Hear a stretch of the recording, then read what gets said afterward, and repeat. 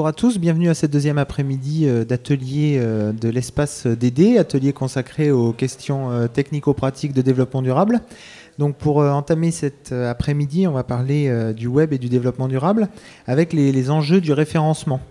Donc à l'heure de la profusion d'informations sur Internet, il est nécessaire pour les organisateurs d'événements désireux d'acheter des produits responsables d'avoir accès à différentes connaissances en termes de fournisseurs, de pratiques existantes et également de matériel et de matériaux.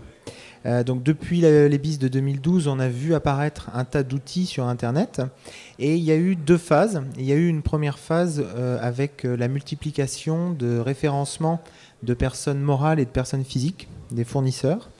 Et on va faire un focus aujourd'hui sur un deuxième niveau de référencement qui émerge, c'est le référencement des biens physiques, donc des matériels et des matériaux. Donc pour ce faire, nous avons invité deux personnes, Raphaël Bouju et Gabriela Kunzi, que je vais vous laisser vous présenter.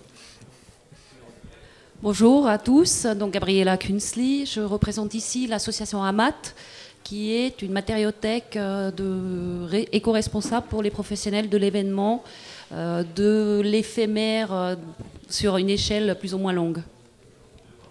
Et bonjour à tous, je suis donc Raphaël Bouju, je représente le bureau d'études Atemia. Atemia, c'est un bureau d'études dédié à l'accompagnement du développement durable auprès des secteurs tourisme, loisirs, culture et événements. Et on a notamment un volet assez important d'accompagnement des acteurs de l'événement, qu'ils soient sportifs, culturels, professionnels, gestionnaires de sites ou prestataires, dans la mise en place de leur démarche de développement durable. Voilà, on va attaquer avec une petite présentation historique de la création de ces deux outils. Juste au préalable, je voulais savoir si dans l'assistance, il y a des personnes désireuses de présenter dès à présent leurs attentes. Êtes-vous venu chercher des points bien spécifiques, auquel cas on pourra tourner la suite des réponses sur ces questions-là. Donc, avez-vous des attentes bien particulières, bien ciblées, ou bien auquel cas on peut attaquer directement sur l'historique? On a un micro qui tourne dans la salle, s'il y a d'ores et déjà des questions. Et donc, si c'est le cas, vous n'hésitez pas, donc vous levez la main et on vous donne parole dès que vous avez des questions. Donc, l'historique peut-être de vos deux structures, à commencer peut-être par Gabriela. Alors, l'historique, on va dire, il y a 5-6 ans, s'est posé la question auprès des professionnels de la filière événementielle, et notamment stand, exposition, comment mettre en œuvre le développement durable. Gros vide, blanc, il n'y a pas de réponse, il n'y a pas de matériaux, on ne sait pas. Donc ça, c'était un peu le constat à l'époque je parle en généralité évidemment. Là-dessus, mais justement, la Fédération française des métiers et de l'événement, de laquelle je fais partie, ont pris l'initiative de commencer vraiment à recenser dans un premier temps des échantillons pour les montrer physiquement lors d'un événement, d'un congrès ou d'un salon ou d'une réunion. Et après, on s'est dit que c'était trop limitatif et qu'il était intéressant de justement partager cette connaissance auprès du plus grand nombre pour montrer deux choses. D'une, il y a bien des solutions. Elles sont évidemment toujours perfectibles, mais il y a déjà des propositions. Et de deux, ces propositions-là permettent de couvrir un ensemble de propos. On peut faire du pas cher, du très luxe, on peut faire de la couleur, on peut faire tout un tas de projets créatifs avec des matériaux présélectionnés selon des critères d'éco-conception, d'éco-responsabilité. Donc c'était vraiment cette double volonté de démontrer que ça existe et de démontrer que ça ouvre des champs, ça ouvre à imaginaire et ça n'a que vocation à évoluer et à s'améliorer. Donc pour Atemia, peut-être on peut avoir une petite historique, là, quelle est la genèse un petit peu du projet Optime? Alors, la genèse, elle vient de plusieurs choses. Atemia, ça fait une dizaine d'années que ça existe, donc créé en 2004, et on accompagne différentes filières événementielles depuis, je dirais, 2008-2009, à la fois des tout petits événements et à la fois des très gros événements.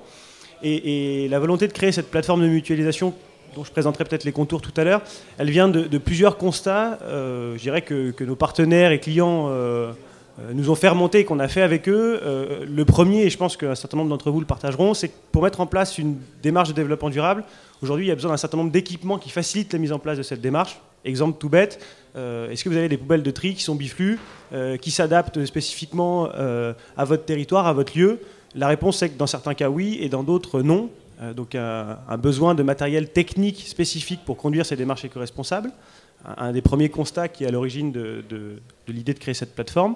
Un deuxième constat, c'est qu'aujourd'hui, la location et l'achat de matériel, c'est un budget qui est non négligeable pour les organisateurs, qu'on peut lier aussi au troisième constat, qui est de dire qu'il y a pas mal d'organisateurs aujourd'hui qui vont fabriquer leur propre matériel, le stocker pendant une durée plus ou moins longue. Certains, c'est toute l'année pour être utilisé quelques jours par an. Donc il y a une intensité d'usage extrêmement faible de ces équipements, ce qui coûte cher aux organisateurs et ce qui, d'un point de vue environnemental, n'est pas forcément le plus pertinent. Donc on aurait peut-être une dizaine de constats comme ça qui sont à l'origine de l'idée de cette plateforme, ce qui nous a amené à dire comment on peut donner un outil aujourd'hui à l'ensemble des organisateurs, mais je dirais plus largement des propriétaires de matériel événementiel, de donner une plateforme où chacun pourrait déposer le matériel, le mettre soit en prêt, soit en location, dire moi j'ai ça, et tous ceux qui cherchent sur un territoire du matériel, de dire je vais consulter cette plateforme, qu'est-ce qui se passe sur mon territoire, qu'est-ce qui est disponible, dans quelles conditions, avec l'enjeu de réussir à faire croiser les filières. C'est-à-dire qu'on se rend compte que souvent les gens prêtent assez facilement quand on est dans son réseau sportif, dans son réseau culturel, mais un théâtre peut très bien emprunter des tables et des chaises à un club sportif de son territoire, pour peu qu'il sache quel est le matériel disponible. Donc voilà, je ne m'avance pas trop sur la suite de la plateforme, mais c'est déjà un peu fait. L'historique, c'est ces différents constats et les besoins qui émanent, je dirais, du terrain. Ok. Donc sur ces deux lancements de projets, vous avez au préalable identifié réellement qu'il y a aujourd'hui rien, il n'y avait jusqu'à présent rien d'existant en la matière, et les utilisateurs vous ont fait relever un besoin sur ces questions-là. Il n'y avait pas de... Alors j'ai envie de dire si, bien sûr qu'il y avait un bureau d'études, un gros bureau d'études avait sa propre matériothèque, un bureau d'études spécialisé avait déjà ses connaissances. Mais effectivement, et là je rebondis, c'est la mutualisation, entre guillemets, et le partage du savoir qui aujourd'hui, je pense, est un facteur vraiment et un atout possible grâce effectivement aussi à Internet dans une démarche 3.0, et c'est du coup tirer toute la filière et des filières annexes dans cette même démarche. Et après, quand on parle matériothèque, il y en avait au sein des entreprises, il y a aussi des matériothèques dans les écoles, il y a une matériothèque qui s'appelle Matériaux, qui est un groupement européen qui recense les matériaux, mais pour le coup, on n'est pas du tout dans des thématisations. Nous, notre parti pris, encore une fois, c'était de définir un cahier des charges, en tous les cas des critères, qui sont transposables dans nos métiers, encore une fois, événementiels dans le sens large. Okay. Alors, je profite de votre réponse pour faire un clin d'œil avec un des stands présents sur les corners de l'espace DD, qui s'appelle donc Événement 3.0, qui est un outil de référencement aussi, mais là pour le coup tourné donc sur des prestataires, et que donc vous pouvez découvrir à côté. Alors, y a-t-il des questions d'ores et déjà dans la salle? Donc n'hésitez pas, vous nous poserez. Alors après, en termes de fonctionnement, j'ai envie de dire, comment, d'un point de vue concret, ça fonctionne. Alors, sachant que donc, tous ces ateliers sont disponibles en ligne à l'issue des BIS sur le site internet. Donc là, on ne va pas faire de présentation PowerPoint. Il y a une présentation synthétique qui est faite, et vous aurez donc les sites internet accessibles pour pouvoir faire vous-même vos navigations. Donc, comment on fonctionne pour peut-être pour le futur site Optime, donc qui n'est pas encore sorti. Concrètement, pour la personne qui va chercher des tables ou des chaises, sur l'exemple de tout à l'heure, comment ça fonctionne? Alors, l'idée, c'est d'être le plus simple possible. Parce que souvent, ce qui est simple, ça fonctionne bien. Donc, le principe, c'est vous cherchez du matériel, vous créez un compte. Donc, ça s'adressera pas aux particuliers, à toutes les structures, que ce soit des associations, des collectivités, des entreprises. Vous avez du matériel, vous le déposez sur la plateforme. Donc, vous avez un formulaire pour remplir les caractéristiques de ce matériel et les conditions dans lesquelles vous souhaitez les mettre à disposition. Ça s'enregistre sur une base de données. Et à l'inverse, vous cherchez du matériel, vous avez un formulaire de recherche pour dire je recherche à quel endroit, quel type de matériel, et vous avez directement les contacts de la personne qui propose le matériel qui vous intéresse. De façon complémentaire à ces éléments, un des points clés du fonctionnement, ça va être de réussir à lever tous les freins à l'échange, à savoir, oui, mais si j'emprunte, qu'est-ce qui me garantit que si on me rend une chaise avec 2 pieds en moins, ça fonctionne entre le propriétaire et l'emprunteur du matériel. Donc on va mettre à disposition des conventions juridiques type que chaque propriétaire, ou en tout cas chaque duo d'échange pourra formaliser et adapter en fonction de son cadre juridique. On va mettre à disposition des éléments pour faciliter la compréhension de est-ce que mon matériel est bien assuré, dans quelles conditions il est assuré. C'est un peu complexe de trouver précisément le cadre d'assurance qui se prête. En tout cas, un certain nombre d'outils globalement qui permettent de faciliter et de rassurer les échanges par rapport à ça. Donc sinon, principe très simple, je mets à disposition et je vais chercher les informations sur la plateforme. Ok. Pour la matériothèque, fonctionnement, j'imagine, un petit peu analogue. Oui, enfin pas tout à fait. On va peut-être on a un petit slide pour vous donner une idée à quoi ça ressemble. Donc c'est un principe, c'est une association. Vous êtes porteur de projet, acheteur d'un événement ou concepteur ou menuisier, vous avez besoin de recenser en amont ou pendant la réalisation de votre événement un matériau, une moquette, un éclairage, un mobilier. Vous allez sur le site internet, vous avez 5 rubriques dans lesquelles, via une approche, on va dire, sensible, c'est-à-dire du matériel visuel qui vous permet tout de suite de vous approprier l'esthétique, entre guillemets, du produit, parce qu'on est quand même dans les métiers créatifs. Vous recensez ce qui vous intéresse, vous avez les informations nécessaires, très simples, très succinctes, mais pour avoir une idée sur les largeurs disponibles, le poids, et évidemment les atouts environnementaux et santé, parce que par moment c'est aussi justement une approche COV, etc. Et vous avez le contact commercial. À partir de ce moment-là, nous, notre, entre guillemets, premier objectif, il est atteint. Après, c'est à vous de jouer, d'identifier ce qui est pertinent, ce que vous souhaitez retenir. Notre sélection de matériaux se fait en fonction d'une veille constante, en fait, de fournisseurs qu'on a identifiés. On n'est pour l'instant pas en mesure, sur ce stade-là de l'outil, de fournir tous les certificats ou de vous garantir que tous les matériaux soient certifiés. C'est pas non plus pour l'instant, encore une fois, j'insiste bien, à ce stade-là de l'outil, pas notre volonté, parce que l'idée, c'est encore une fois, là pour l'instant, on est sur l'ouverture du débat et du champ des possibles. Donc en janvier 2014, hein, je précise, puisque ça va être... Tout à fait. Donc aujourd'hui, en janvier 2014, on est en train de réfléchir à une version ou justement une étape un peu plus contraignante pour le référencement. Ça pourrait être une version VIP, par exemple, qui permettrait à ce moment-là de faire une deuxième sélection avec une obligation, par exemple, de produire un label ou d'avoir fait un ACV ou d'être normé ISO. Donc ça pourrait être un step 2. Mais pour l'instant, effectivement, les critères de sélection sont, je précise vraiment, autodéclaratifs et nous vérifions derrière. Vous êtes un fournisseur justement ou un distributeur, vous contribuez via une contribution au fonctionnement et donc payer entre guillemets le référencement dans le site. Donc c'est très simple. Nous, notre rôle, c'est mettre en relation celui qui cherche un matériau pour le coup et celui qui le propose ou qui le fabrique. Ok. Donc les 5 rubriques, vous pouvez les citer? Vous avez parlé de 5 rubriques. On a effectivement 5 rubriques qui correspondent un peu au métier, effectivement, stand, événement, revêtement de sol, tout ce qui est parois, plafond, donc éléments de construction. On a le mobilier et l'éclairage comme 3e rubrique, tout ce qui est destiné à la signalétique. Et en dernier, ce qu'on appelle accessoires, décor et accessoires. Donc c'est aussi bien des matériaux qui permettent de finaliser, des matériaux pour faire des plaquages, donc tout ce qui est après vraiment en termes, ça peut être la peinture, donc tout ce qui est terme, enfin qui est la dernière couche entre guillemets pour finaliser un projet. Ok, donc ce sont les matériels et matériaux pour les métiers créatifs, les stands et les salons. Créatif, mais technique aussi. Technique aussi. On a une réponse pour les 10 000 mètres de moquette à poser, le gaffeur qui va bien. Enfin voilà, l'idée c'est, on ne peut pas être, au jour d'aujourd'hui, on ne le sera jamais exhaustif, bien évidemment. Je vous invite justement à vérifier de temps en temps. On souhaite aussi, nous, renouveler l'offre et du coup, il y a peut-être des choses dans un an qui seront plus pertinents parce qu'il y a des offres améliorées, donc on sortira un référencement pour le remplacer avec un autre.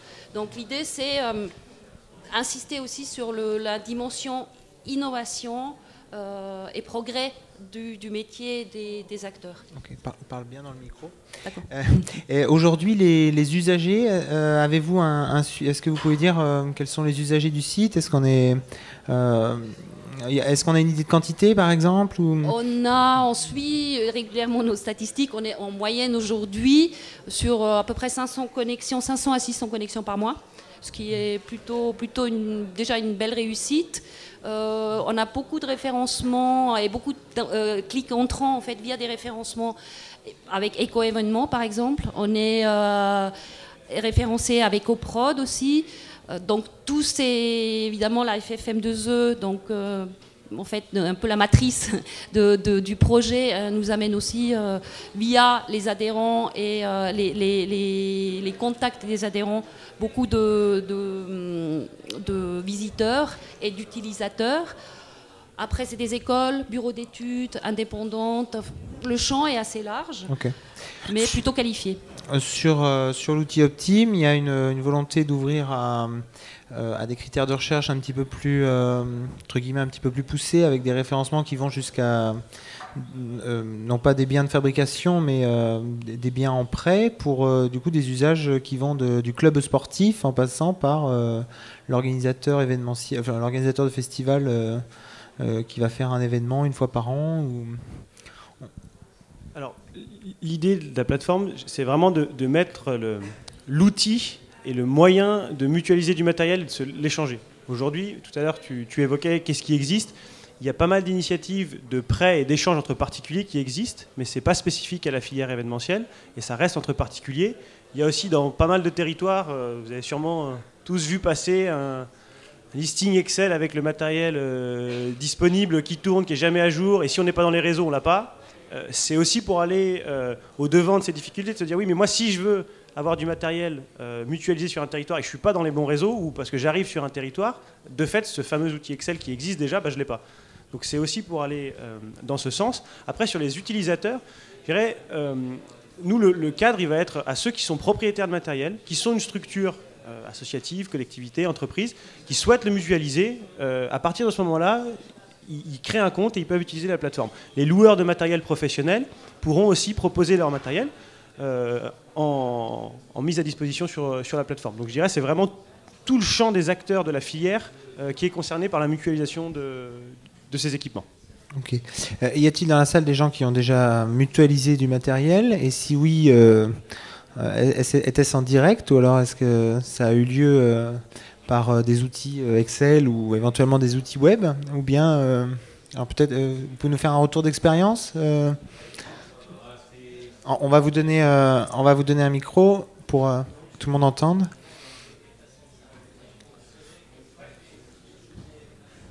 Oui, bonjour. Donc nous on est une association qui organise un festival local et éco-responsable en Sarthe, et du coup la problématique était qu'on n'avait pas d'argent, du coup on faisait merde, voilà, il n'y a pas d'autre mot. Et du coup, oui, l'outil n'existe pas. Pour l'instant, c'est que en direct avec les structures déjà implantées dans la région, qui peuvent prêter du matériel, notamment les salles qui n'ont pas de programmation l'été. Ça arrive très souvent. Souvent au niveau du matériel, son, lumière et des choses comme ça. Et après le reste, c'est beaucoup de récupération de matériel et de matière, voilà, c'est plus au niveau associatif. Mais oui, pour l'instant, l'outil n'existe pas. Je pense que c'est le cas de beaucoup de structures qui débutent ou qui ne débutent pas. C'est c'est du bouche à oreille de j'ai des enceintes qui ne me servent pas pendant un mois, est-ce que tu les veux, etc. etc. Donc là, demain, vous voyez utilisateur du site, ou vous allez également avoir des objets à mettre à contribution sur le site. Comment... Il y a sûrement la question des objets à mettre sur le site, puisque je pense qu'en tant que petite structure et petit festival, la question, nous, à notre échelle, est plutôt d'achat en commun. Et d'acheter du matériel en commun pour que, imaginons que ce soit du matériel de cuisine ou quelque chose de... Par exemple, les toilettes sèches, en général, c'est souvent autour des toilettes sèches et et des choses comme ça, d'acheter pour plusieurs événements dans l'année, mais acheter en commun entre différentes associations et différentes structures, ce qui fait qu'il y a un planning qui est mis en place pour chaque structure, et en plus il y a une location qui est possible vers d'autres structures si jamais le réseau s'agrandit. Oui, pour les achats mutualisés, il y a effectivement des retours d'expérience à avoir sur le corner des plateformes régionales de l'espace DD.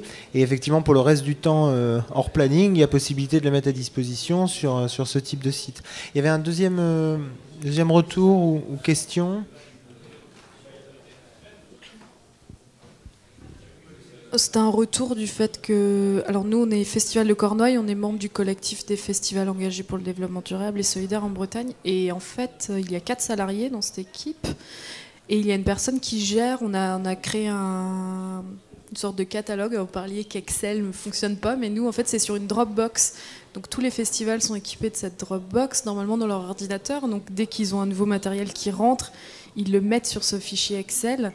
Et ils l'enlèvent s'ils ne l'ont plus. Et donc, on a le contact après de la personne qui est en charge de ce matériel en logistique sur le festival. Et ça fonctionne bien, en fait. On échange. Là, l'été dernier, on a prêté du matériel, on en a récupéré avec d'autres festivals. Voilà. Donc, je précise pour l'assistant, donc on tourne à une vingtaine d'adhérents, sur 26, le 26 pour le festival, pour le collectif des festivals. Et donc aujourd'hui, votre système de fichiers mutualisés fonctionne à 26. Est-ce que demain, avec des outils web, il y a une volonté à l'élargir ou bien le matériel doit rester au cœur des 26 ? Bon, c'est des questions un peu sans réponse là, mais il y a ces ouvertures-là possibles avec... Déjà, parce qu'après, c'est vrai que quand on va chercher du matériel, après, faut aussi, on pense pas à ça, mais pour un festival, faut se dire qui va chercher, il faut planifier ça, quels bénévoles y vont ou professionnels. Donc si des fois, nous de Quimper, s'il faut remonter jusqu'à Rennes, déjà c'est un territoire déjà très large. Après, faut voir. Je fais peut-être juste un élément de réponse, par rapport à l'intervention précédente aussi. Je pense que c'est effectivement, aujourd'hui, il y a pas mal d'initiatives comme la vôtre que je connais relativement bien. Et effectivement, quand on appartient au circuit des événements, on a la possibilité d'avoir un outil, Dropbox et ainsi de suite, qui fonctionne bien. Je pense que l'enjeu, en tout cas, l'enjeu auquel on va essayer de répondre avec la plateforme, c'est comment, à la fois sur les territoires où c'est pas structuré ou sur les territoires où c'est structuré, comment on a cette transversalité entre filières, parce que ceux qui ne sont pas dans votre réseau, ils peuvent peut-être avoir les besoins de certains équipements que vous avez, mais ils n'ont pas forcément accès à cette base de données. Donc comment on arrive sur un même territoire à encore élargir la mutualisation. Et puis je rebondis sur l'enjeu de te dire, oui, est-ce que ça fait du sens quand on est à Quimper d'aller à quelques centaines de kilomètres chercher du matériel mutualisé ? Ça se pose vraiment comme question d'un point de vue environnemental. Donc on va essayer, dans le cadre de la plateforme, de donner un indicateur qui sera sous forme d'étiquette de développement durable, qui permettra, alors pour des raisons de temps, je ne vais pas vous expliquer la méthodologie de calcul, mais qui permettra de savoir la pertinence du développement durable associée à un échange entre deux équipements, qui sera principalement basé en gros sur la distance que chaque personne est prête à parcourir, en comparaison de la différence entre le lieu de mise à disposition du matériel et l'organisation de l'événement. Voilà, un certain nombre d'autres indicateurs, mais en tout cas, l'idée c'est de donner sur une classification entre A et on va dire G la pertinence développement durable de l'échange. Donc, c'est aussi l'idée de l'intégrer. Et j'en profite maintenant que j'ai la parole. Par rapport au fait d'acheter groupé, l'idée de la plateforme, c'est aussi de pouvoir vous dire, effectivement, il y a peut-être des week-ends où, avec les structures que vous n'avez pas mis dans votre agenda, vous pouvez mettre à disposition vos toilettes sèches et du coup amortir aussi le coût de création. Vous parlez qu'il y a des enjeux financiers. C'est aussi un outil économique, cette plateforme, parce que moi je connais des dizaines d'événements qui ont construit leurs toilettes sèches, sauf qu'ils utilisent 5 jours par an, alors qu'il y en a plein autour qui en cherchent. Tout le monde dit on cherche toilettes sèches, on n'en a pas, et qu'en le mettant en location à un prix réduit, ça évite à tout le monde d'en payer des très chers très loin, et ça permet à ceux qui l'ont construit d'amortir la construction et donc de rentabiliser aussi les petits bris qu'il y aura forcément à terme sur les équipements. Ok, alors bon, 30 minutes c'est court, on va devoir mettre fin à l'atelier, mais on va pouvoir le continuer pour ceux que ça intéresse sur les corners de l'espace. Y a-t-il d'autres questions ? Allez-y. Oui, du coup, dans les partenaires potentiels, vous avez évoqué les collectivités notamment local, plus local. Et pour l'avoir pratiqué, se pose la question, notamment pour du montage de chapiteaux, des responsabilités engagées, quand on effectivement confie un matériel où il y a des risques d'accident, où les gens qui vont le monter n'ont pas forcément les technicités, où il faut envisager, en plus du matériel, l'accompagnement d'une personne habilité à conduire les travaux ou à organiser les travaux autour des montages. Enfin, c'est pas seulement le fait de prêter du matériel, c'est aussi le fait de prêter du personnel et des services. Et je pense que dans les nouvelles échelles intercommunales où on parle de plus en plus de mutualisation et où on est amené, enfin pour l'avoir pratiqué sur le Pays de Lorient, à faire circuler des chapiteaux, des barrières, on se retrouve aussi dans quelque chose qui, à mon sens, va poser un problème juridique, c'est que parallèlement, on a des structures professionnelles, de gens qui louent, qui montent des chapiteaux avec des gens salariés, on a des structures qui font de la location de barrières, la SEM elle-même, le parc des expos, loue les barrières, alors qu'avant les villes se les prêtaient entre elles quand elles recevaient une course cycliste ou un autre événement. Enfin, comment du coup on ne se retrouve pas aussi à cheval sur des problématiques de concurrence déloyale, entre guillemets, et toute la problématique de... comment on organise l'échange contributif entre particuliers qui peut se concevoir, mais là, comment on arrive à une dynamique d'échange, là où, à un moment donné, on peut aussi envisager que ça fasse vivre des entreprises spécialisées dans le domaine. Alors, je vais essayer de faire une réponse courte. Deux choses par rapport à ça. Pour moi, il y a la problématique compétences associée à l'utilisation de certains équipements, chapiteaux, tentes notamment, et la problématique prestataires spécialisés là-dedans. J'évoquais tout à l'heure que les prestataires aujourd'hui qui sont professionnels de location du matériel, de fait, ils mutualisent du matériel puisqu'ils en ont un parc et l'objectif pour eux, c'est de le faire tourner au maximum. Donc la plateforme, elle est ouverte à ces prestataires. Donc eux aussi, ils peuvent vraiment venir proposer leur matériel là-dessus et c'est un outil aussi de prospection et de développement pour ces partenaires. Donc je dirais, par rapport à ça, je pense que la question peut être traitée de cette manière. Après, il y aura des ajustements à faire peut-être dans la plateforme. L'autre question qui me semble peut-être plus compliquée, c'est la notion de compétences associée aux équipements qu'on peut prêter et à la problématique de responsabilité. Donc là, on conduit un certain nombre d'expérimentations avec des territoires et des organisateurs, des professionnels, justement pour essayer de déminer ces différents sujets, essayer de comprendre quels vont être les freins, parce qu'il y a certains types d'équipements qui sont plus problématiques que d'autres, et d'étudier avec les gens de terrain comment est-ce qu'on peut anticiper ces problématiques et du coup apporter des solutions dans la plateforme. Donc je n'ai pas encore la réponse sur l'aspect compétences. On travaille aujourd'hui avec différents territoires justement pour essayer de faire des ateliers, essayer de comprendre ça et d'avoir des éléments de réponse. Donc la plateforme devra sortir théoriquement en avril 2014. On a encore un peu de temps pour essayer de trouver ces réponses. Moi, j'ai juste une petite remarque par rapport à effectivement la notion de monétariser la démarche. Et c'est une question qui se pose souvent et qui a été encore soulevée là tout à l'heure par rapport au coût de développement durable.